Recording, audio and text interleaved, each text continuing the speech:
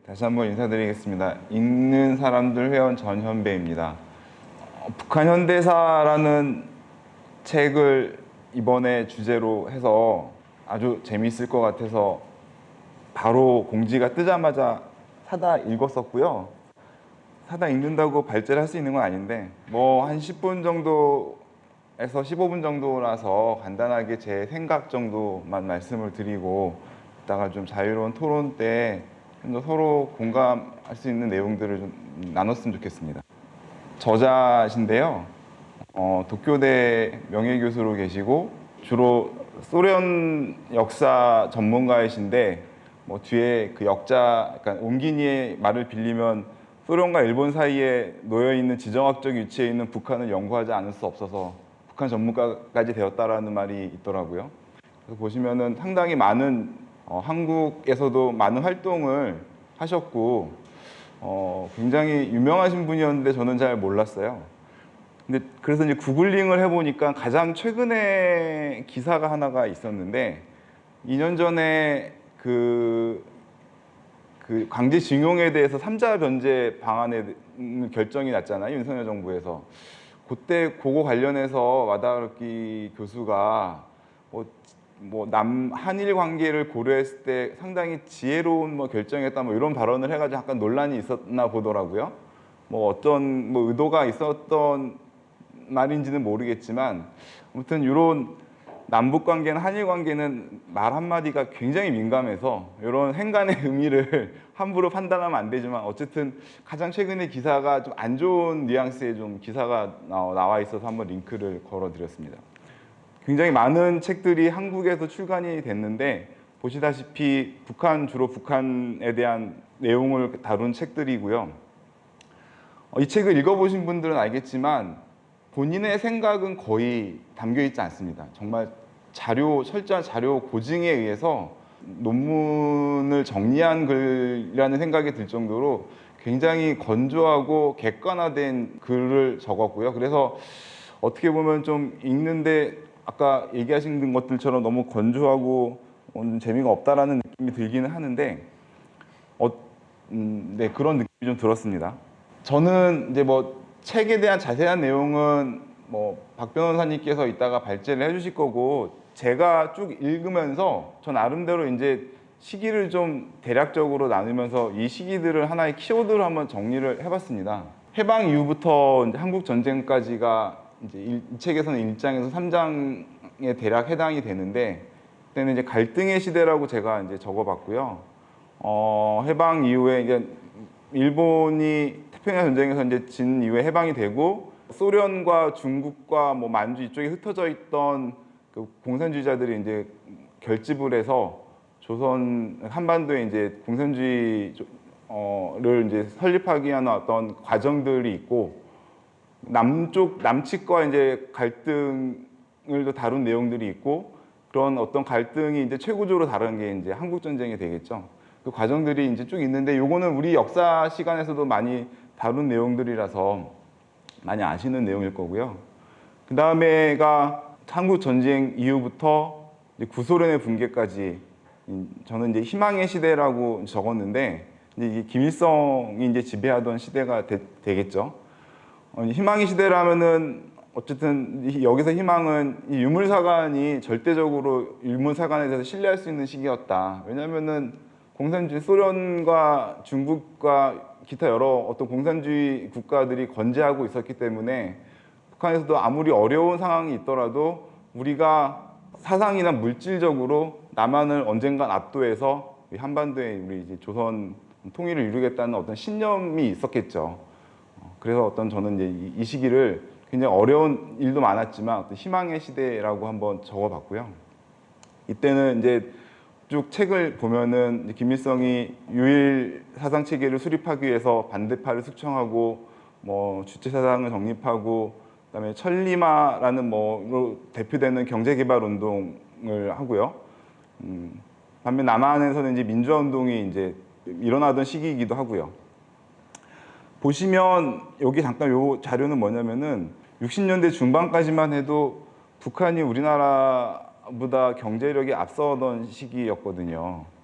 근데 이 그래프를 보시면은 중반까지 앞서다가 이제 그 뒤로 급격하게 남한이 굉장히 급격하게 1인당 GDP가 굉장히 급격하게 올라가면서 극복할 수 없는 이제 경제적 격차가 벌어지게 됩니다.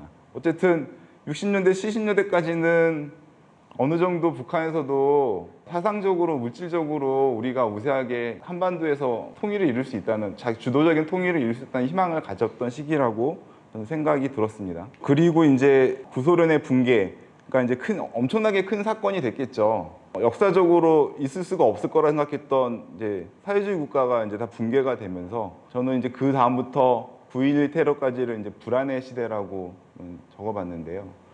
체제 유지에 대한 이제 불확실성이 스물스물 올라오던 때인 거죠. 아, 이게 유물사관이 절대적인 역사의 발전 법칙이 아니구나. 우리도 망할 수가 있을 거라는 어떤 위기의식이 분명히 있었을 거라고 생각이 들고, 거기서 굉장히 고민이 많았을 거라고 생각이 듭니다. 그리고 이 기간에는 정말 많은 일들이 이제 일어났죠. 북한 내부적으로도 그렇고, 북한 외부적으로 이제 미국, 중국, 남한과의 관계들에서 제가 이제 간략하게 적었지만 요것들이 다 이 절의 소제목들이거든요. 이 책을 읽으면서 7장, 9장을 읽으면서 굉장히 건조한 사실만 나열했음에도 불구하고 한편에 어떤 긴장감 있는 다큐멘터리를 보는 듯한 느낌이었거든요. 정말 많은 사건들이 벌어지고, 하필이면은 그 시기에 정말 잘 될 것 같다가 하필이면 그 시기에 9.11 테러가 일어나고, 하필이면 그 시기에 천안함이 문제가 일어나고 여러 가지 사건들이 일어나면서 김정일이 목표로 했던 어떤 미국과의 관계 개선이 다 숲으로 돌아가면서 좌절하는 과정들이 쭉 적혀 있는데 안타깝더라고요. 씨가 당선 안 되고 고호가 당선됐으면 어떻게 바뀌었을까, 이런 생각도 해보고 여러 가지 생각이 많은 7장에서 9장까지의 내용이었습니다. 결국은 이제 김정일은 미국이 북한을 불량 국가로 규정 지으면서 어쩔 수 없이 이제 벼랑 끝 외교로, 핵을 이용한 벼랑 끝 외교로 해결할 수밖에 없었는데, 김정일은 이 핵을 가지고 이용했던 목적에 대해서 굉장히 이 한마디로 굉장히 분명하게 얘기하고 있는데, 생존권이 보장된다면 핵은 쓸모없는 물건이다라고 발언을 한 이 한 문장에서 보듯이, 북한은 분명히 핵을 전쟁을 위한 도구가 아니라 본인들의 생존권을 위한 약소국가로서의 가질 수 있는 마지막 그 보루로 이용을 했다라는 것을 이 한 문장에서 분명히 이제 드러내 보이고 있고요. 이제 김정일 사망 이후 현재까지 얘기인데, 그 사이에는 많은 내용이 이제 다루지는 못하고 있죠, 책에서. 왜냐면은 책 출간일이 훨씬 전이었기 때문에 트럼프 얘기도 없고 하긴 한데, 저는 이때가 이제 마지막으로 이제 고리비 시대라고 이제 규정을 했는데, 그 이유는 다행히도 김정은이 권력 이완과 세대 교체는 성공적으로 이뤄냈으나 대외 관계에서는 갈수록 고립되는 양상으로 좀 흘러가고 있는 게 아닌가라는 생각이 들어서 고리비 시대라는 말로 한번 규정을 지어봤습니다.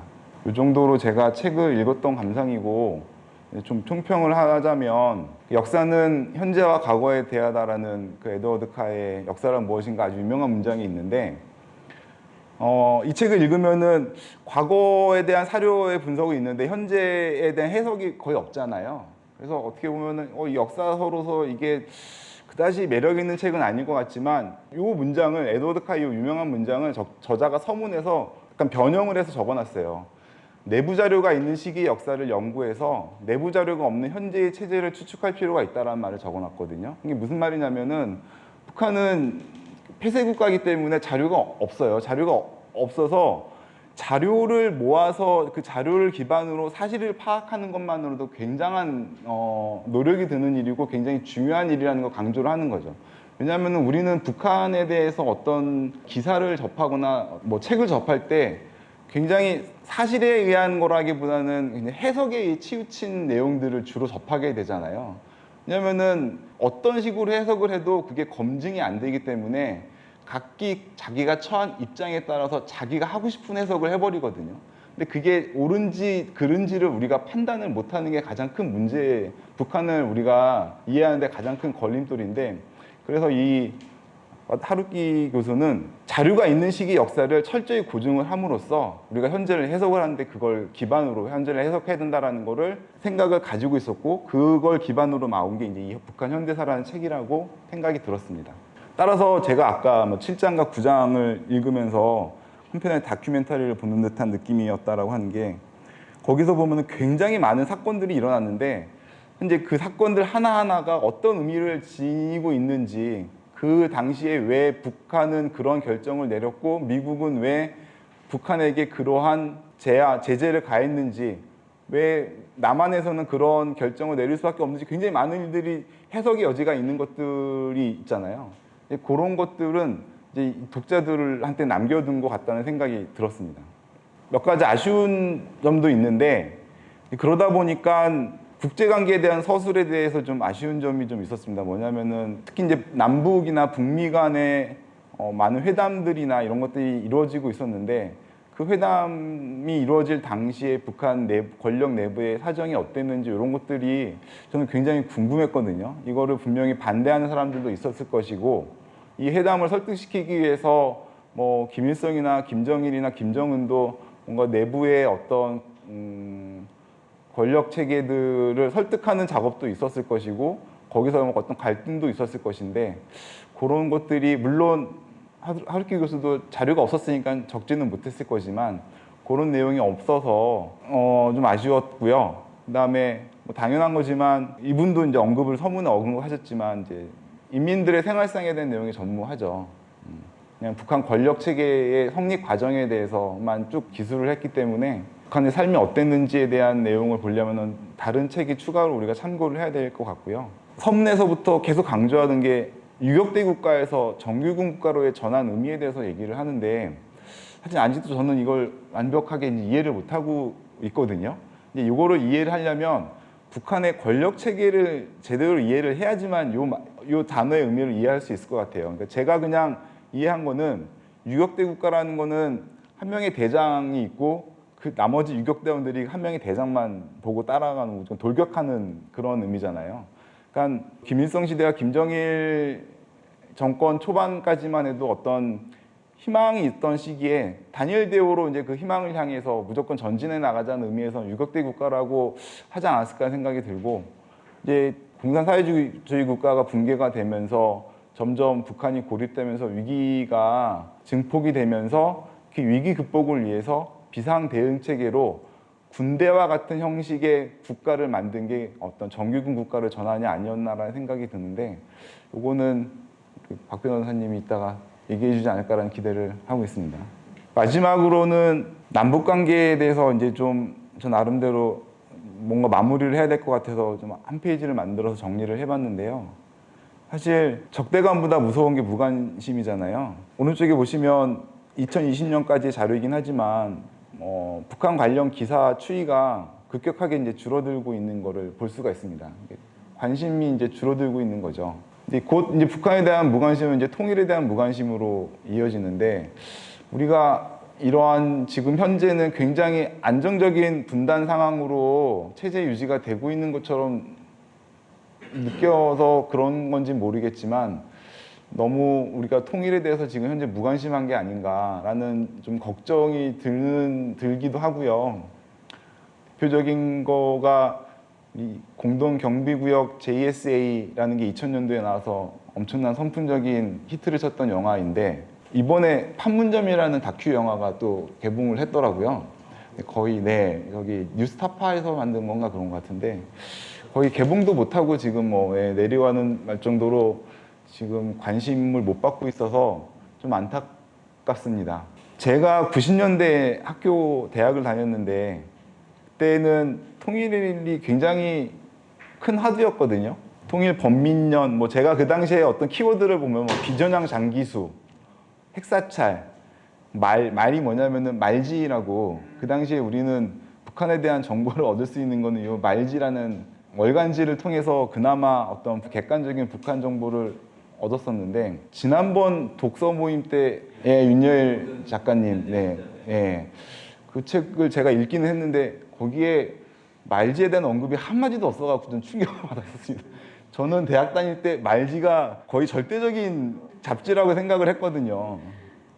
그리고 북한에 대한 규정을 할 때 이게 우리가 독재 국가로 규정을 해야 되느냐, 폐쇄 공산주의 국가로 규정을 하느냐도 좀 약간 관점의 차이에서 굉장히 중요하다는 생각이 좀 들었습니다. 책을 읽으면서. 독재 국가로 규정이 되는 순간 이제 미국은 뭐 카다피나 이런 것처럼 이렇게 타도의 대상으로 쉽게 삼을 수 있는 나라가 돼버리는 거고요. 폐쇄 공산주의 국가라고 규정을 하면 우리가 개방을 해서 다른 뭐 베트남이나 중국이나 이런처럼 개방을 해서 어떤 변화를 일으킬 수 있는 국가로 우리가 규정을 할 수가 있거든요. 책 내용을 보면 김정일이 궁극적으로 지향하는 개방이 무엇이냐라고 물었을 때 스웨덴이 자기 모델이라고 얘기를 해요. 충격이었는데요. 제가 보기에는 북한도 개방을 하고 싶어 하는 것은 분명한 것 같고요. 그 개방을 안정적으로 할 수 있도록 미국이 뭔가 보증을 서주기를 바라고 있는데 미국이 자꾸 그거를 거부하고 있는 게 독재국가로 규정을 하고 있어서가 아닌가라는 생각이 들어서 우리가 이 규정에 대해서도 좀 한 번쯤 생각을 해봐야 될 거라는 생각이 들었습니다. 이건 마지막으로 이제 구글에서 저도 찾아본 건데 북한 관련 연관어인데 좀 안타까운 게 북한 관련 연관어인데 통일이 없어요. 북한하면 통일이었는데 제가 대학교 다닐 때는 통일에 대한 단어가 없어요. 통일부나 있고요. 그만큼 요즘에는 통일에 대해서 너무 관심이 없는 게 아닌가라는 생각이 들어서 좀 안타까운 마음이 듭니다. 그리고 책을 읽으면서 이 연대표 하면 좋겠다 싶은데 이왕이면은 남한과 북한을 이제 병치해서 만든 연대표 같은 게 없을까 해서 좀 찾아봤거든요. 비슷한 게 시사인에 있더라고요. 그래서 가져와서 제가 캡처를 했는데 근데 이게 내용을 약간 읽으면 남한의 그 남북 관계에서 남한에서의 어떤 사건들 위주로 벌어지고 북한은 그냥 사고 위주로 나와서 약간 좀 편향적인 것 같긴 한데 균형이 안 맞기는 한데 아무튼 이 책을 읽으시고 이걸 한번 훑어보시면 시대적 흐름을 이렇게 연대표로 좀 하시는데 도움이 많이 될 것 같다라는 생각이 들었습니다. 그만큼 북한에 대해서 우리가 사실을 알기가 굉장히 힘든 것 같아요. 뭐가 진실인지를 아는 게 너무너무 힘들어서 지금도 역으로 말하면 그거를 정권이 이용해 먹기가 너무 좋은 주제인 거죠. 북한과 연관을 지으면 정권이 마음대로 주무르기가 너무 좋은 거기 때문에 결론을 말씀드려서 우리는 철저한 자료에 기반한 객관적인 사실에 입각해서 북한을 이해하자. 그래서 이 책을 열심히 읽어서 그런 자세를 취하자라는 게 저의 결론입니다. 네, 감사합니다. 제가 책을 읽는 게 이제 제 어떤 낙 중에 하나가 책 읽으면서 떠오르는 생각을 낙서하는 거예요. 이제 이런 거를 같이 나누면 조금 좋아하셨던 것 같습니다. 이거를 그래서 해서 발제하려고 하는 게 뭐냐. 첫 번째는 이제 세 가지 얘기를 같이 해보려고 해요. 여기는 안 썼는데 여기서는 북한은 이제 소위 만주파라고 하는 김일성 부대, 나중에는 살아서 원산항으로 입국한 사람이 딱 60명이었던 그 88 특별여단이라고 하는 김일성 부대를 중심으로 한 북한 현대사인데 그걸 떠나서 이제 항일운동에 참여했었던 모든 세력들이 이제 반추해야 될 항일이라는 역사가 이제 있는 거잖아요. 이제 그 얘기를 어떻게 평가할 건가. 그 중에서 김일성은 무슨 일을 했는가라고 하는 거고, 김일성이 잘한 게 없다면은 저렇게까지 될 수가 없을 거 아니에요. 뭐를 잘했기 때문에 저렇게 됐고, 그것이 남한에서는 정치적인 특수성 때문에 얼마나 또 폄훼되고 있는지, 우리가 북한을 좋아해서가 아니라 저것까지는 했어 라고 하는 객관성을 일본 학자가 쓴 책을 통해서 좀 확인하는 것이 좋겠다라는 거였고, 근데 그 정도만 하려고 해도 아직도 제 가슴이 불편해요. 이것도 무슨 북한 찬양한다고 또 이상하게 되는 거 아니야? 막 이런 생각이 들어가지고. 두 번째는 이 책 행간에 쓰여 있는 중국과 소련의 행태에 대한 평가입니다. 항일운동과 그리고 그 45년 이후에 남한 북한의 건국 과정에서 소련 그리고 중국은 대한민국 혹은 북한 국민을 어떻게 대했던가, 그것이 쓰여 있는데 그 부분은 진짜 다큐멘터리처럼 지나가지만 상당히 너무 불쌍한 우리 선조들의 모습을 보면서 좀 느끼는 바가 많았었고요. 또 한 가지 부류로는 중국, 소련에 대한 평가와 함께 이승만에 대한 이승만이 도대체 뭘 했던 사람인가, 한국전쟁과 건국 과정에서 그 얘기를 좀 나눠봤으면 하고요. 세 번째는 이런 객관적인 북한 현대사의 흐름 속에서 남한에서도 이거에 대응한 세력이 있었어요. 북한의 그 움직임에 대해서 남한에서도 호응하거나 반대하는 세력이 있었고, 그게 이제 8, 90년대 또 운동 세력의 한 노선이기도 합니다. 소위 통일운동을 중심으로 했던 NL 노선이라고 하는 게 그런 것이고, 제가 개인적으로 생각하기에 지금 2020년대 시기는 그 운동했던 사람들이 새로운 사회운동 세력으로 잘 포진하지 못한 채 좀 단절된 역사를 가지고 있다고 생각하는 편이거든요. 그때 수많은 사람들이 참여했던 에너지가 있는데 개인적인 에너지로 술자리에서만 유통될 뿐이지 이게 어떤 사회적인 에너지로 전수되지 못하는 거예요. 그래서 그걸 위해서라도 그때 8, 90년대 학생운동권에서 통일운동에서 어떤 오류와 실수가 있었는지도 한번 짚어보는 그런 얘기를 좀 해보고 싶습니다. 그래서 여기에 맞는 주제만 몇 개씩만. 와다루키 교수님 아까 전현배 회원님도 설명하셨지만 74년부터 일본에서 단체 만들어가지고 민주화운동 하셨던 분이에요. 그 한국민주화운동 일본 연대 사무국장님이셨고 2095년부터 2007년까지는 아시아 여성기금 발기인 사무국장이시고요. 그 와다루키 교수는 아까 전현배 회원님 말씀하신 대로 소련사 전공이시거든요. 소련사를 전공하면서 일본과 소련 사이에 있는 북한을 건드리지 않을 수 없었다라는 거고, 그래서 이분이 85년에 썼던 만주 항일무장 투쟁에 대한 연구라고 하는 논문, 그리고 저희 책에서 그 1편에 해당되는 그걸 처음으로 쓰신 분인 거예요. 누가 쓸 수 있겠어요. 김일성에 대해서 그 사람 진짜 그 만주에서 항일운동했던 김일성 맞아 라고 하는 순간 대한민국에서 나 쓸 수 없는 발언이었던 시대가 있으니까. 그래서 이 책에서는 전현배 회원님이 말씀하신 대로 80년대 이후의 북한사에 대해서는 조금 뭐랄까 이제 그냥 드라이한 기술밖에 없었다고 하더라도 30년대, 40년대, 5, 60년대의 북한을 연구한 책으로는 너무나 좋은 텍스트다라고 생각을 해서 꽂아놓고 한번 보셨으면 좋겠다라는 거고요. 와다하루키 교수님께서 쓰신 책 중에 러일 전쟁이라는 책이 있습니다.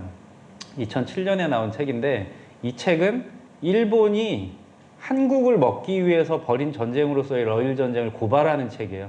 그래서 그 옴기니의 평에 의하면은 일본 제국주의를 고발하는 공소장 같은 책이다 이렇게 써 있거든요. 그런데 그런 책을 정작 한국에서는 많이 알려져 있지도 않고 보지도 않으니까 저희들이 좀 유통을 하면 좋겠다 이런 생각이 듭니다. 김일성이 아버지가 누군지 책에 나오죠. 예, 안 읽으셔서 죄송해요. 물어보면 안 되는데 아버지가 김영직. 그래서 신문기사에 보면 김영직 사범학교 뭐 이런 얘기 들어보셨죠? 그게 이제 김일성의 아버지 이름이잖아요. 소장농의 아들이었다고 그러죠. 예. 그리고 어머님은 기독교 장로의 딸인가 그래요. 그래서 기독교, 평양에 있는 기독교 문화, 그 일제시대의 평양이 되게 기독교 문화가 강한 곳이었다고 하고, 그래서 목사의 딸과 어떻게 보면 약간 신분적으로 양반에 가까운 처갓집과 소장농의 아들이 교제해서 결혼할 수 있었던 나름 자유로운 어떤 분위기 속에서 성장을 했고, 김영직이라고 하는 분은 일제시대에 독립운동 해가지고 투옥이 되세요. 김영직이라고 하는 아버님이. 그래서 국내에선 있을 수 없다고 생각을 하고 만주로 가족을 데리고 이제 이주를 하십니다. 그래서 아버지가 투옥되고 만주로 가족이 이사해가지고 얼마나 고생을 했겠어요 이제.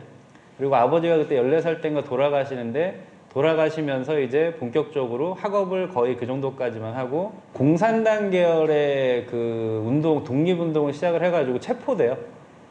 그래가지고 잠깐 감옥살이를 한 그 이력이 나옵니다. 거기에서부터 이력이 나오고 본격적으로 김일성이 이제 알려지게 된 거는 1933년부터죠. 1931일이 있었냐면요. 일본이 이제 만주 침략이 시작이 됩니다. 그래서 일본이 만주 침략이 시작돼서 중국에서는 어떤 일이 벌어집니까? 공산당이랑 중국 국민당이 합작해서 일본을 처분. 그런데 국민당이 그걸 잘 안 하죠. 그것 때문에 최종적으로는 중국 국민들의 지지를 이제 못 받게 되는 이 정당이 되는 거잖아요, 국민당이. 왜 항일 싸움을 안 하냐? 국민들은 그걸 원하고 있는데. 그래가지고 중국 공산당의 만주 조직은 국민당이 중국 공산당과의 투쟁의 정신이 팔려서 일본 침략에 대한 저항 조직을 꾸리는 데서 뒤처져 있었다는 게 맞는 표현이고요. 이게 오늘 알아가셨으면 하면 아주 중요한 내용입니다. 민생단이라고 들어보셨어요? 민생단이 무슨 조직이죠? 일본이 꾸린 조직이에요. 민생단은 조선인 중에서 일본에 협력하는 사람들을 모아놓은 단체인 겁니다. 이제 일본과 하나가 되자 이런 조직인 거예요. 그런데 31년에 그 만주 사변이 터지고 나서 중국 공산당이 일본과 싸우는 군대를 모으려고 하는데 그 투쟁 조직에 민생단 단원들이 들어온 거 아니냐 이런 의심을 사는 거예요. 그래서 대부분 이제 고문에 따른 진술로 많은 사람들이 죽었다고 하고요. 그 박시백 화백이 35년이라고 하는 만화를 그리셨어요. 거기에 이제 민생단 얘기가 많이 만화로 그려져 있는데 35년 책은 일제시대 때 일제에 저항한 이제 우리 독립운동 하셨던 분들의 얘기를 적어놓은 거거든요. 근데 읽고 나면 뿌듯한 우리 역사 이게 아니라 너무 속상해서 책을 덮게 됩니다. 그 독립운동 하는데 서로 죽이고 막 아주 그냥 속상한 일이 벌어져요. 여기에 배경이 되는 게 두 가지가 있는 거예요. 하나는 중국 공산당 입장에서는 만주에서의 항일투쟁을 준비하는 게 인구수로 너무 많은 조선인들이 있는 거예요. 조선인들이 항일투쟁에 있어서 모범이 되는 걸 중국 공산당은 견제했다고 생각을 합니다. 이 책의 행간에 보면 저는 그렇게 생각이 들었고, 그 때문에 소련에서 이건 과오야라고 코민테른 중앙에서 인준받기 전까지 한 4년, 5년 동안 수많은 만주에서 고생했었던 원로 항일무장 투쟁했었던 사람들이 서로 죽게 된 민생단으로 몰려가지고 묶어놓고 죽으라고 두고 도망갔는데 안 죽은 사람들이 있어요. 나중에 이제 부대원들이 찾아가지고 풀어주니까 죽어도 항일운동을 하다가 죽고 싶어서 죽지 않고 살아남아 있었다고 막 이제 막 그런 얘기들이 나옵니다. 그래서 아까 말씀드린 것처럼 중국이라고 하는 나라가 조선인들을 어떻게 대했는지에 대해서는 저희가 한번 기억하고 갔으면 좋겠다는 뜻에서 말씀을 드리고요. 이 김일성과 관련돼서는 두 가지 이벤트가 있습니다. 첫 번째는 여기에 나온 7년의 보천보 전투입니다. 보천보는 산중 마을인데 이웃에 13,000명이 사는 해산이 끼고 있어가지고 엄청났다라고 하는 거예요. 그래서 책에 보시면은 경찰관 5명이 주재하고 있는데 아무도 죽은 사람이 없어요. 경찰관 3살배기 아들이 경찰관에 있다가 유탄에 맞아가지고 그 아기가 1명 죽었다고 하고요. 동네 술집 주인이 1명 죽었다고 합니다. 교전 중에. 우연히 그렇게 죽었다고 해요. 그런 별로 아닌 건데 어쨌든 공식적인 일본의 관공서를 불지르고 갔어요. 그러니까 난리가 난 거죠. 이것 때문에 엄청나게 김일성이 유명해지는 계기가 돼요. 그리고 그때부터 만주에서의 독립운동이 엄청나게 탄압을 받습니다. 그래서 37년 6월에 벌어진 일인데 38년 9월까지 740명 체포, 그 중에서 188명 기소되고 정화공작 국경지방 반공단이 설립돼가지고 이후에는 많은 청년들이 여기 가입해서 김일성을 내가 잡아오겠습니다 라고 하는 사건들이 이제 일어나는 거죠. 여기 보시면 이제 두 번째 이벤트가 이 마에다 중대 전멸시킨 사건인데요. 그래서 38년부터는 이제 김일성 잡으려고 아주 난리가 난 거예요. 그래서 마에다 부대를 일본 토벌 부대 140명 중대를 전멸시키는 사건이 일어납니다. 김일성 부대가 퇴각하다가 유인 매복 작전을 성공시켜가지고 이 일본 군대를 전멸시키죠. 책에도 나옵니다만 마에다 중대의 구성원이 누구였다는 거예요. 140명 중에 120명이 조선 사람이었다는 거예요. 그리고 그 120명이 실제로 김일성을 죽이는 것을 삶의 목표로 그 일본인 동료를 위해서 난 죽겠다라고 얘기하면서 싸움을 했다라고 하는 겁니다. 이 얘기를 통해 가지고 김일성이라고 하는 개인의 캐릭터가 일본과 얼마나 이 반대되는 위치를 서로 가지고 있었나를 보여주는 거예요. 김일성과 그 추종자들은 일본이라고 하면 같이 섞일 수가 없는 사람들인 거죠. 이런 과정을 겪었던 사람들이기 때문에. 그리고요, 37년 6월에 있었던 보천보 전투부터 40년까지 쫓겨다니고 있는 거잖아요, 지금. 마에다 부대 토벌전까지. 이 3년, 4년 동안 김일성 부대가 어떻게 지내고 있는 겁니까? 편하게 야영도 못한 채 계속 도망 다니고 있는 거예요, 지금. 4년 동안. 이런 삶을 거쳤다는 거고, 그래서 이 시기에 김일성이 이 시기를 뭐라고 불렀다는 거예요? 고난의 행군이라고 불렀다는 겁니다. 저희는 고난의 행군이라고 하면은 1994년에 북한이 식량난을 겪어가지고 어려웠을 때를 고난의 행군이라고 얘기를 하는데, 원본 고난의 행군은 이때예요. 1937년 보천보 전투 때문에 탄압을 받기 시작해서 42년에 소련으로 들어가는 때까지 도망 다녔던 그 이야기를 이제 고난의 행군이라고 이제 이야기를 합니다. 고난의 행군은 언제 끝나냐면은 40년 9월에 이제 끝나게 되고요. 40년 9월에 김일성 부대가요. 상관이 누구죠? 김일성 부대 상부. 북한에서는 그거를 조선 독립혁명군, 뭐 타도 제국주의 동맹 같은 조직을 김일성이 스스로 꾸려가지고 독자적인 독립운동을 한 것처럼 묘사를 하지만 실질적인 사실은 만주에 있는 중국 공산당 휘하의 조선인 특별여단 그 부대의 대장이었던 거예요. 주로 조선인으로 구성되어 있는 부대의 대장이었다. 자, 어떻게 그게 가능했을까? 중국 공산당이 인정해준 조선인 대장이 된 거잖아요. 그리고 아까 있었던 민생단 사건에서 김일성은 수없이 민생단이라고 고발을 당했어요. 근데 어떻게 김일성은 안 죽었을까요? 책에 나오는 것처럼 김일성이 초등학교, 그때 보통학교를 졸업하고 중학교까지 학령을 마쳤거든요. 그 당시 중학교 나왔으면 상당한 인텔리인데 김일성이 중학교를 만주에 있는 중국인 중학교를 나왔습니다. 그래서 중국어에 능통한 거예요, 김일성이. 그것이 엄청난 영향을 끼쳤을 거라고 와다 교수가 이야기를 하고 있습니다. 35년을 쓰신 박시백 작가님에 의하면은 민생단 투쟁에서 김일성이 살아남은 것은 자기가 생각하기엔 기적에 해당된다라고 이야기를 합니다. 그래서 이 두 일을 거쳐가지고 제가 무슨 얘기 드리려고 했냐면 이때 소련으로 김일성 부대가 들어간 게요. 너무 힘드니까 탄압이 심하니까 노약자와 병든 사람들을 소련령으로 옮기라고 하는 중국 공산당 상부의 방침이 하달됩니다. 김일성 정부의 부대에. 근데 김일성이 노약자와 부상자만 데리고 가는 게 아니라 팔팔한 전부대원을 이끌고 소련으로 간 거예요. 이 결정은 중국 공산당의 지령과는 약간 다른 거죠. 그래서 독자적인 결정으로 그렇게 했다라고 이야기를 하고 이것은 지침은 일반적으로 내려오더라도 현지 사령관이 약간 수정할 수 있는 거잖아요. 현지에 맞게. 그런 면에서 적절한 조치였다라고 평가를 하고 있습니다. 그리고 이때 42년 2월 소련에 있을 때 소련 극동 지역에 있을 때 김일성의 처 김정숙이 소련령에서 김정일을 낳았습니다. 이것도 엄청나게 이제 싸워지는 얘기죠. 왜냐하면 북한은 공식적으로 백두산에 있는 항일 무장투쟁의 비밀 영지, 미령에서 김정일이 태어났다라고 주장을 하고 있거든요. 실제 사실은 소련에서 태어났다라고 하는 겁니다. 그냥 항일운동 하다가 소련에서 태어났다고 해도 아무 문제가 없을 것 같은데 굳이 백두혈통이라는 어떤 신화를 만들기 위해서 거짓말 하는 바람에 이제 수습도 안 되고 이제 이런 상황에 놓여 있게 된 거죠. 그렇다고 하더라도 어쨌든 엄청난 고생을 했던 거는 사실이죠. 실제로 이제 북한 쪽 자료에 의하면 이제 3.1운동에 대해서 김일성이 평가를 해요. 3.1운동이 33인의 독립대표가 독립선언문 읽은 데가 어디예요? 이거 앞에 있는 중국집에서 그거 읽고 자수했잖아요. 33인이. 그걸 평가절하하라는 게 아니라 그렇게 해서 독립이 되겠느냐. 일제에 대해서는 무장으로 투쟁을 해야지 독립을 찾아올 수 있지. 무장 투쟁 노선을 버리지 않고 끝까지 투쟁을 해서 살아남은 부대였다. 이게 김일성의 항일 무장 투쟁의 진실이고 여기까지는 인정해줘야 된다라고 하는 겁니다. 두 번째는 김일성이 항일 무장 투쟁을 했던 것은 37년 그리고 40년 마에다 토벌 작전이 국내 언론에 대대적으로 알려지면서 엄청나게 유명한 사람이 돼요. 아까 책에서 잠깐 나온 것처럼 38년에는 동북지방에서는 아이가 태어나면 그럼 훌륭한 사람이 되라고 아들에게 얘기를 했다는 거잖아요. 아이가 태어나면은. 그런데 토벌 작전이 진전되면서부터는 40년대부터는 일제에 협력하는 분위기가 많이 커졌다. 그렇게 얘기를 하고 있습니다. 소련으로 피난을 했고요.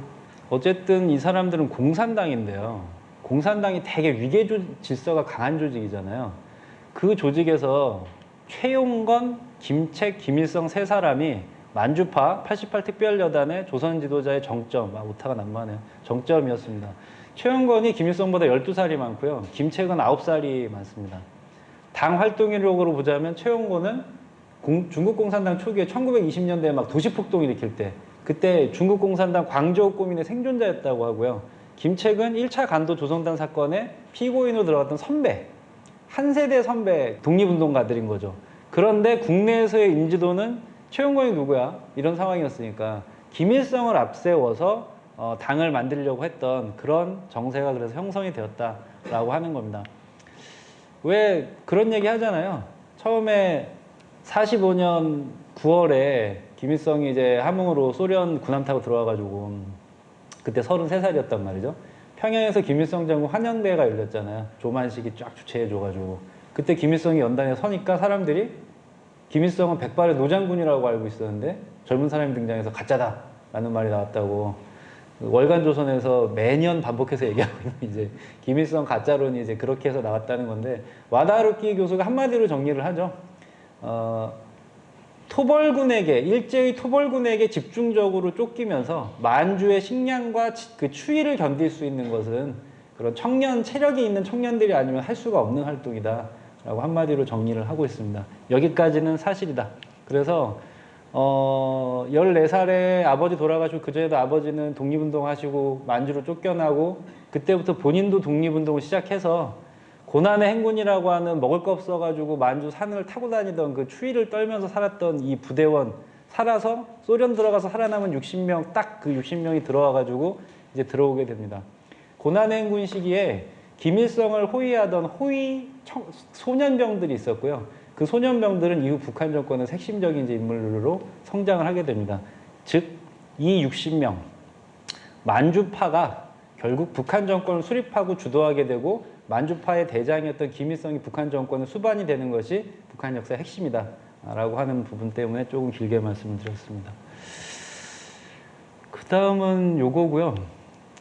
이제 45년에 해방이 되죠. 뭐 조만식 선생님이 조선의 간디라고 불리셨대요. 저는 몰랐는데.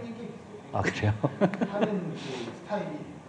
그래서 45년에 일본이 이제 간악한 무리이긴 하지만 행정 능력이 없었던 조직은 아닙니다. 그래서 자신들이 8월 15일 날 만약에 천황이 이제 발표한다는 것을 핵심들은 어느 정도 연락을 받고 있었고 자신들이 안전한 일본으로의 귀가를 위해서 조선의 누구에게 자기들의 행정 권력을 넘겨주고 갈지 막 토론을 하던 시기였어요.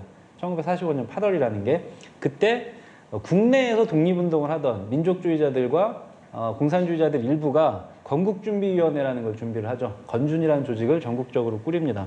그래서 조만식도 평양에서 그걸 꾸린 거죠. 건준이라고 하는 조직을 만드는데 민족주의자를 중심으로 무슨 뜻이에요? 공산주의자들이 주도하는 게 아니고 민족주의자들을 중심으로 하되 이전에 1920년대에 신간회를 함께한 공산주의자들도 참여시킨다는 방침을 취했습니다. 신간회는 이름은 들어보셨을 텐데 1920년대에 중국이 국민당이랑 합작해가지고 일본이랑 싸우라고 하는 소련의 코민테른 방침이 있었어요. 그거에 따라서 우리나라 조선에서도 그때 민족주의자들과 좀 합작하는 그런 노선이 잠시 있었는데 그때가 이제 신간회입니다. 신간회는 통일전선 운동을 검토하는 사람들에게서는 너무 중요한 사례이기 때문에 계속 얘기 나오는 거죠. 그런데 소련은 조선 점령에 대해서 실제로 준비를 하지 않았기 때문에 1945년 8월에 들어와가지고 한 거는 일본한테 그 친일파들에게 행정권을 넘겨주려고 했다는 거예요. 근데 들어와서 보니까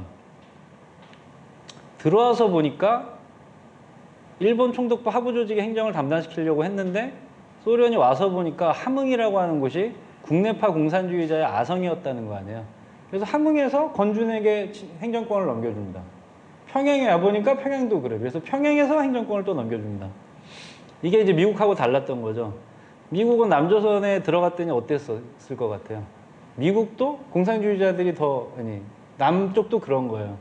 그래가지고 남조선에서는 미국 입장에서는 공산주의자들의 정권이 세워지면 안 되니까 이 건준의 힘을 배제하기 위해서 처음서부터 이걸 경계하면서 힘을 억누르기 위해서 군정을 내세운다는 방향으로 나아가게 됐다. 이런 차이점이 있습니다.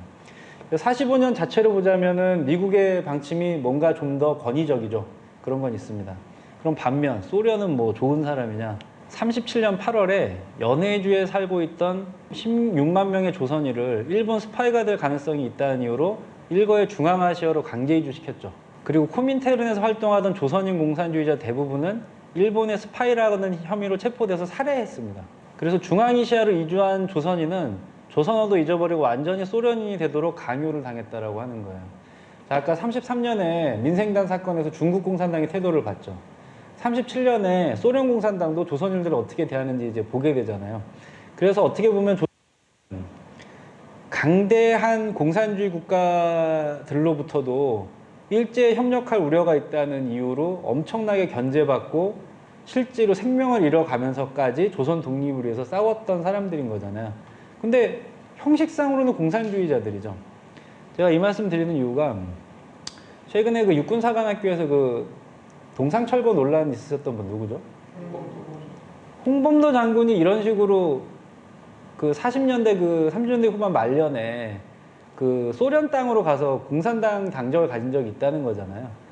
그때는 그게 일제에 대항하는 방법이었으니까 이제 그렇게 했던 것인데 그런 거를 이제 와가지고 마치 미국이나 소련처럼 이렇게 중국 공산당처럼 오히려 탄압을 한다는 것은 적절하지 않다 이런 생각이 들었습니다. 이게 스탈린의 방침인데요. 45년 9월 20일 스탈린의 지령, 북조선에서 소련식으로 소비에트 권력기관 만들지 마세요. 소비에트 질서를 도입하지 마세요. 소비에트 질서가 뭐예요? 부르주아지를 다 죽이고 지주가 있으면 지주를 죽이고 그런 정책을 쓰지 마시고 북조선의 반일단체의 광범위한 블록을 만들어서 부르주아 민주주의적 권력을 세우세요. 그리고 소련군이 점령한 북한 지역에 반일 민주단체, 정당 결성을, 즉 공산당이 아닌 정당이 생기더라도 그거를 방해하지 마시고 원조하세요. 이게 스탈린의 지령이었다는 거예요. 그래서 우리가 스탈린 하면 또 엄청난 공산주의 독재자라고 하지만 지금 이 역사를 읽어보면은 고생해서 대국을 건설한 나라답게 정책의 합리성이 있습니다. 그렇기 때문에 그 당시 사람들이 또 소련을 많이 존중하고 따라갔던 것 같아요. 만약에 이렇게 됐으면 미국의 개입이 없었으면 45년 해방 이후 대세적으로는 대한민국도 베트남 방식으로 국가가 성립됐을 가능성이 많겠죠. 독립운동했던 사람들이 이제 대통령 되고 그러면서. 근데 미소의 개입으로 독립운동가들이 정치를 주도하지 못하고 경제 성장을 먼저 했는데 그게 성공한 역발전 국가가 된 게 대한민국의 어떤 국가 발전의 특징입니다. 근데 이 일에도 이제 대가가 따르는 거고 독립운동가들의 정신이 최고의 가치가 된 정치 회복이 필요하지 않나 이런 생각을 좀 해보게 됐고요. 그 다음 요거죠. 이제 해방 후 공산주의자들이 정치 무대 전면에 등장하는데 국내파 공산주의자들이 있습니다. 대표자가 박헌영. 소련계 직업인들이 있습니다. 소련 공산당에 협력해서 번역, 기술 같은 걸 했던 사람들. 이 사람들은 정치적인 입지는 없어요. 기술자들이에요. 세 번째가 김일성의 만주파. 아까 60명의 88 특별여단 그 동료들. 그리고 그래서 국내파, 박헌영의 조선 국내 공산당을 주력으로 하고 소련계와 만주파, 김일성이 모여서 북조선 공산당 중앙을 처음으로 만들었다. 그리고 제일 늦게, 이게 이미 만들어진 다음에 마지막으로 중공과 함께 싸워온 연안계 공산주의자들이 이제 들어오게 됩니다. 그래서 이런 식으로 이제 북한 공산당 정권이 이제 들어서게 된다는 거고요. 김일성을 정상으로 추대한 다음에 1948년, 9년 이때 얘기잖아요. 김일성은 이때 이후 북조선 당 최정상의 자리를 죽을 때까지 49년간 한 번도 떠난 적이 없다라고 하는 겁니다. 이건 한국전쟁에 대한 얘기인데 한국전쟁은 누가 일으킨 걸로 되어 있나요? 저희들이 알기에는. 소련이 시킨 건가요? 한국전쟁은? 김일성이 와다 교수는 명확하게 김일성이 일으킨 전쟁이라고 얘기를 합니다. 김일성이 스탈린에게 해달라고 했다는 거예요. 근데 와다 교수가 다른 책에는 없는 이 책에서 특이하게 밝힌 건 뭐냐면 김일성이 그럼 그때 왜 그랬냐는 거예요. 1949년 10월에 중국이 통일되잖아요. 중국 공산당에 대해서. 그래서 만주가 쫙 해방되는 그 모습을 보면서 무력에 의한 한반도 통일이라는 것에 대해서 굉장히 고무되는 분위기가 형성됐다는 거예요. 49년 하반기가 되면은. 그래서 50년 1월 달에 스탈린한테 넘어가가지고 도장을 받습니다. 쳐들어갈 테니까 무기 달라고. 근데 스탈린이 뭐라고 답을 하냐면 중국도 동의하면 그렇게 하세요라고 스탈린이 얘기를 합니다. 그래서 중국에 바로 가요. 그래서 김일성이 박헌영과 함께 중국 모택동을 만나가지고 모택동에게 허락을 받습니다. 내가 생각하기, 모택동의 발언인데요. 내가 생각하기에 김일성 당신이 남한으로 쳐들어가면 미국이 개입을 할 거다. 만약에 미국이 한반도로 들어온다면 중공군을 파견하겠다. 이렇게 얘기를 해요. 그 말대로 됐죠. 그리고 소련이 저때 허락해 준 거는 1950년 1월 달에 무슨 일이 있었냐면 국무장관 에치슨이라는 사람이 에치슨 라인이라는 걸 발표하면서 이 에치슨 라인 밖에 있는 나라에 대해서는 미국이 개입을 하지 않겠다고 선언을 합니다. 그때 한반도가 에치슨 라인 밖에 있었어요. 일본까지만 에치슨 라인에 포함되어 있었습니다.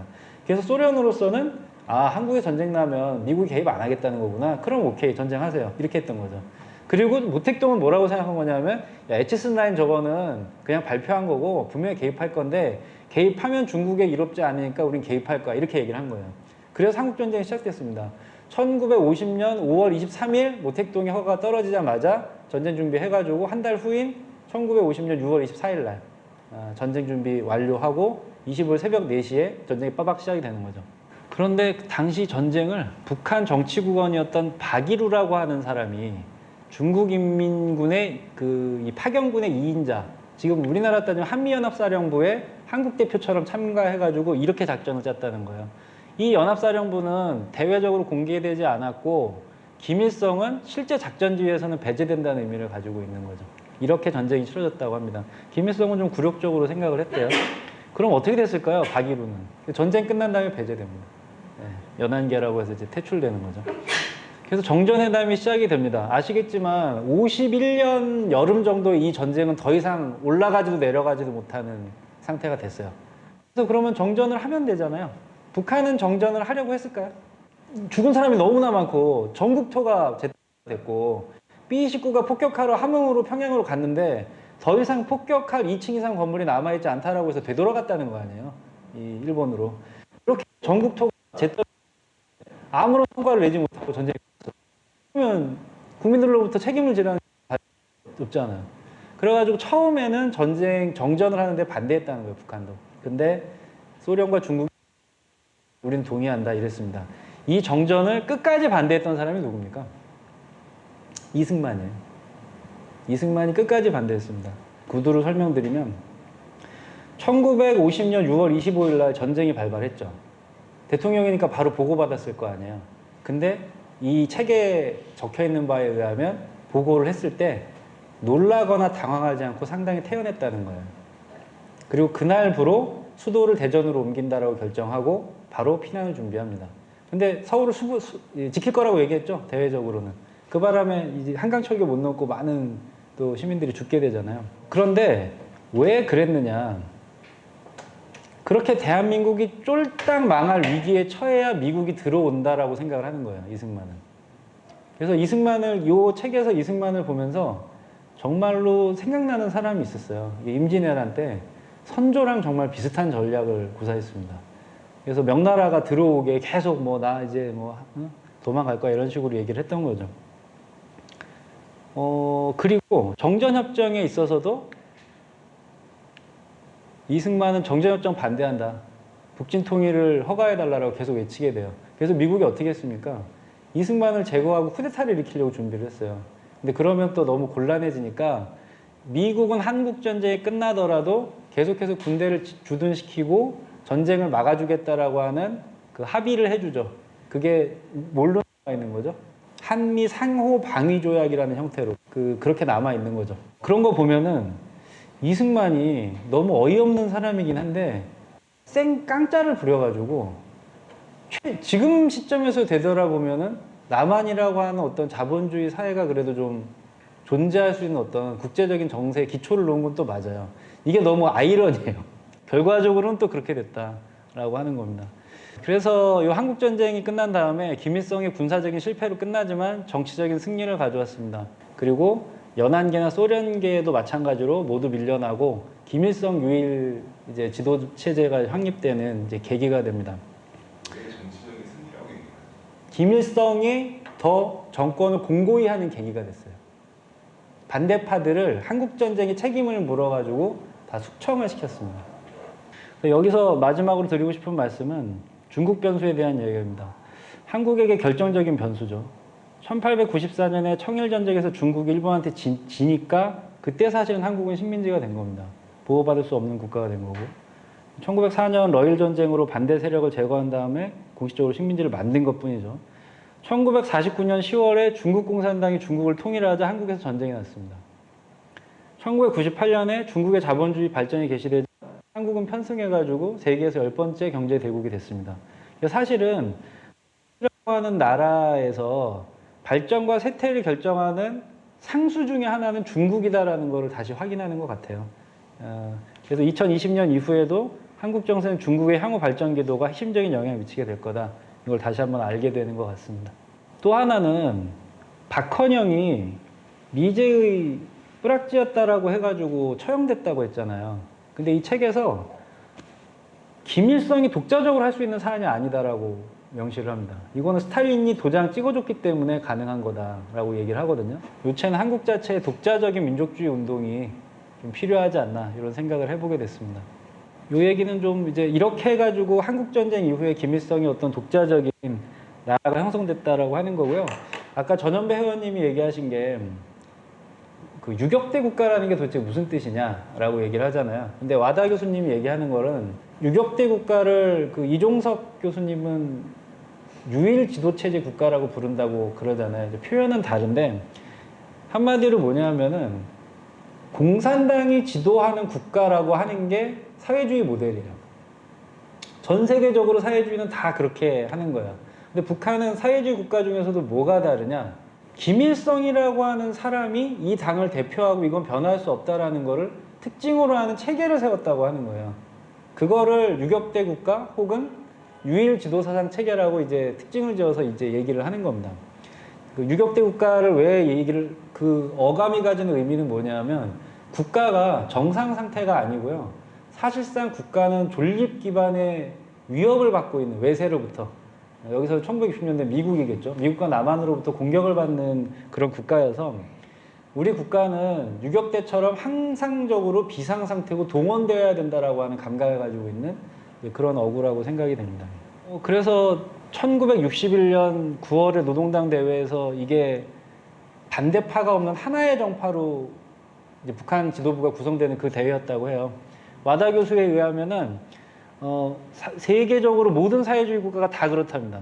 소련에서는 1934년에 17차 당대회에서 소위 그 볼셰비키라고 하는 스탈린파 말고는 다 날아간 거고요. 그래서 일원화 됐었고 북한에서는 61년이 그런 일원화된 시기였다라는 거 하는 겁니다. 그런데 61년에 일원화가 됐음에도 불구하고 65년까지는 노동신문 옆에 조선인민 모든 승리의 조직자이자 고무자인 조선노동당 만세가 구호가 쓰여져 있는 거예요. 지금은 뭐라고 쓰여져 있습니까? 김정일, 김정은에 대한 칭송이 구호로 쓰여져 있는 거죠. 그래서 당을 중심에 놓는 것과 개인을 중심에 놓는 건 표현이 다른 거잖아요. 이때까지만 해도 일반적인 사회주의 국가였다라고 하는 거고 68년에 1인 체제를 더 이제 가속화하면서 이제 다른 나라랑은 좀 다른 사회주의 국가가 되어간다. 이제 그런 얘기가 이제 나오기 시작합니다. 86년에는 수령당 대중의 사회정치적 생명체론이 제기되고 이런 구호들은 주기적으로 새로운 디자인으로 변경되고 있다라고 아다 교수가 표현을 합니다. 이 시기에 북한에서는 1심 단결, 충효 1심이라는 구호가 등장을 합니다. 이게 사회주의적인 구호인가요? 전혀 아니잖아요. 이제 보통 국가가 된 거예요. 보통 국가라는 게 뭐냐면 이데올로기가 공산주의가 아닌 거예요. 그렇게 된 거죠. 그래서 아다 교수님이 여기서 묘한 표현을 하십니다. 북한의 이 시스템, 김일성, 김정일의 유일 사상을 얘기하는 이 시스템, 북한이라고 하는 시스템이 보면은 처음에는 수령당 대중의 뭐 생산도 학습도 생활도 항일 유격대식이라고 하더니 수령당 대중의 통일전선체다 이런 표현으로 하고 내용이 좀 변해가요. 이 시스템이 앞으로 변할 여지가 있을까라고 할 때 와다 교수님은 변할 수 있는 국가라고 생각을 합니다. 왜 그러냐면은 이게 별로 이론적인 게 아니라는 거예요. 와다 교수님이 보기에 이건 즉흥적인 국가다라고 이야기를 합니다. 책에서 1945년 9월에 국내에 들어올 때 그 88 독립여단 그 60명의 리스트가 책에 있거든요. 들어간 명단이. 근데 그 사람들이 학력이 표시되어 있는데 3년 이상 공부를 한 사람들이 별로 없어요. 그거를 특징 지어서 뭐라고 얘기하냐면은 북한 지도부의 특징은 인텔리가 아닌 거예요. 이거를 그래서 왜 북한에서 요새도 공식 성명을 보면 약간 좀 시장통 쌍소리 같은 그런 성명이 나가잖아요. 뭐 괴뢰도당들은 뭐 때려잡아야 되고. 근데 그 사람들이 일부러 그런다는 거예요. 교육을 받지 못한 사람들이 언어를 써야 된다고 생각하는 거예요. 그것이 사회주의적이다라고 생각을 하는 거고 이 사람들의 어떤 스타일이라고 하는 거예요.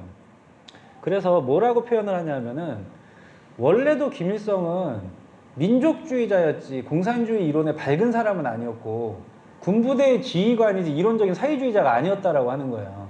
그냥 자기 나라를 정권을 잡고 운영하기 위해서 그냥 그때그때 스타일과 구호를 바꿔가면서 가져온 나라들이고 그리고 뭐 나중에도 보겠습니다만 핵이라고 하는 것도 꼭 가져야 된다 이런 게 아니라 딴 거 우리가 원하는 걸 주면 버릴 수도 있어 이렇게 얘기를 한다는 거예요. 그래서 북한에서는 모든 것이 절충적이고 실용적으로 변화할 수도 있는 것이기 때문에 그래서 참 근본도 없는 국가다라고 하지만 또 한편으로는 그렇다면 실용적인 접근을 한다면 변화할 수도 있는 국가 아니냐.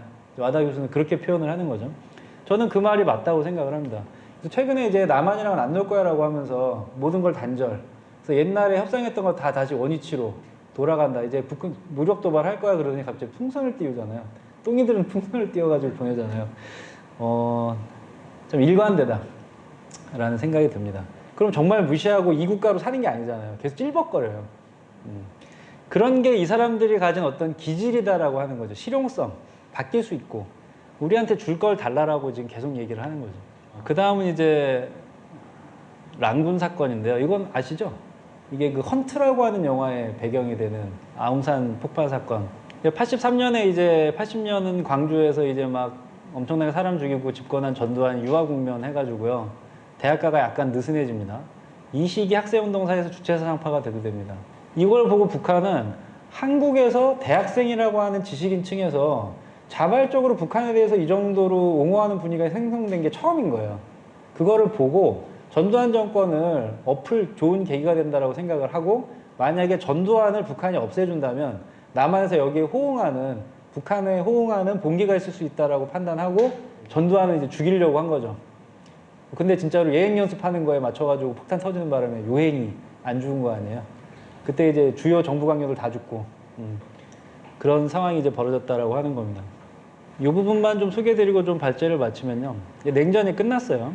89년에 동유럽이 붕괴되고 이제 89년부터 91년까지 이제 소련이 붕괴되고 동유럽이 쭉 붕괴되잖아요. 저희가 작년 9월에 공부했던 책이 롱게임이라는 책이 있었습니다. 그 책에서 89년에 냉전이 붕괴되니까 중국 지도부는 어떻게 판단을 했습니까? 그 책, 그때 계셨던 분은 기억나겠지만 큰일 났다. 중국은. 이제 미국이 더 이상 중국을 도와주지 않고 냉전 시대에는 소련을 견제하기 위해서 봐줬던 여러 가지 것들에 대해서 이제는 돈을 달라고 하면서 나오기 시작할 거다. 어떡하지? 막 이런 걸 대비하던 게 당시 중국 지도부의 어떤 고민이었습니다. 근데 거기에 대해서 북한은 어떻게 대응을 했다는 거예요? 차우체스크랑 김일성이 되게 친했대요. 차우체스크 죽는 거 보고 김일성 엄청나게 이제 긴장했을 거다. 이렇게 얘기를 하고요. 북한은 이렇게 되니까 한국과 관계 정상화하고 핵무장을 시작하고 핵무장 논리도 단순합니다. 원래 소련이 핵무장을 제공했었는데 이제 소련이 없으니까 이제는 우리가 독자적으로 핵무장을 해야지. 그리고 일본하고는 국교를 정상화해야지. 이렇게 세 가지를 했다고 하는 거예요. 스텝이 꼬였죠. 일본과 국교 정상화를 하는데 핵무장을 동시에 추진할 수가 없었죠. 그것 때문에 스텝이 꼬여가지고 나중까지 고생을 하게 된다. 이런 얘기를 하게 됩니다. 이 책에 의하면은 1987년이 북한 경제의 정점이었다고 표현을 합니다. 그 다음부터는 계속 내리막길이고 93년 정도에 북한은 내적으로는 붕괴되었다고 보는 게 타당할 것 같다. 이렇게 평가를 하고 있습니다. 그래서 요 얘기요. 김일성이 94년에 사망을 하는데 91년 12월에 당 중앙회 전원회의에서 김정일을 조선인민군 최고사령관에 추대를 했습니다. 이 추대가 북한 헌법에 안 맞아요. 북한 헌법에 의하면은 국가 수반인 주석이 자동적으로 최고사령관 국방위원장이 되기 때문에 이거는 북한 헌법에도 안 맞는 추대였고 김정일을 이 조선인민군 최고사령관에 추대하는 거는 이러한 위헌 상태가 92년 4월에 헌법 개정을 할 때까지 지속됐다는 겁니다. 이걸 보면 김일성이 헌법 위에 명령을 내릴 수 있을 정도로 북한에서 김일성의 지위가 확고한 것이라는 것을 알 수 있고 두 번째로는 89년부터 91년 공산권 붕괴 이후에 체제 전환에 실패한 거죠.